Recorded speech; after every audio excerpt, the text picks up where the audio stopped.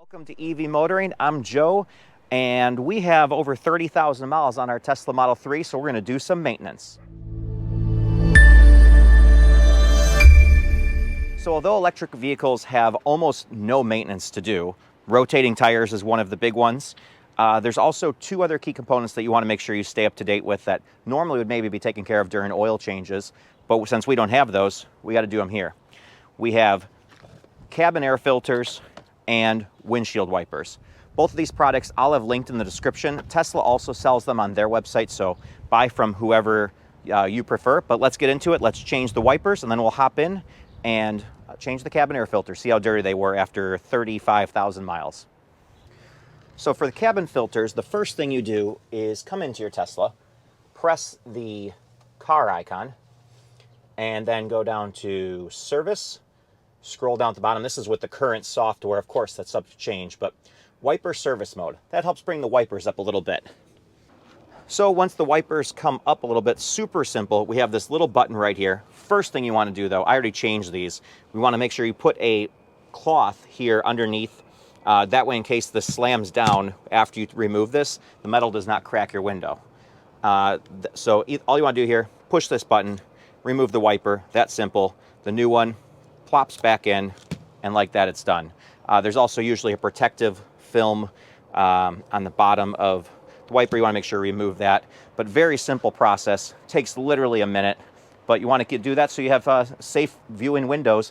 Remember, the wipers are also important because they clean off where your camera sees, so even for autopilot and things like that, you want to make sure you don't have anything obstructing your view. But with that quick how to change the windshield wipers, let's get into the more difficult project inside the cabin air filter. So for the cabin air filter, you want to start with a flathead screwdriver. We have a couple of these grommets here. There's one here, one behind it, a third one in the middle of just behind the glove box, and then a fourth one over here in the corner. Use the screwdriver to loosen this, and then you can pull these little things right out. There we go. And now that should allow this to come right down. There we go. Now, once we have this down, we have to disconnect two wires. This is the little light right here. We want to pinch and remove this one. Then we have the speaker, which we need to just pull off right here too. There we go. This one you technically don't have to remove. You can kind of just push it off to the side like that. Okay, we also need to remove the floor mat. Should have pointed that out earlier. Now that we have this off, we can get in behind here and remove this little panel. So it's on, just want to kind of snaps in. Okay, very hard to do here, so kind of bouncing back and forth, but this little cover usually is right in here covering this. There's a Torx bit you need to use to get this screw out. Now that we have the screw out, we can remove the old filters. So there's a little tab on the top of them. You just grab and pull the old one out. There's one, and then we pull on the tab to lift it up and pull the second one out.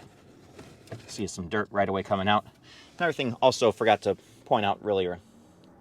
So the first thing you want to do is come in here and make sure you turn off the air for the car. So that would be going in here and pressing power on that. That way we don't have the fan running while we're working in here. Okay, now that we've pulled these two out, we can take a quick look at how disgusting they are. Lots of dirt, pollen, gross stuff in here. Glad to get the new ones opened up and put in.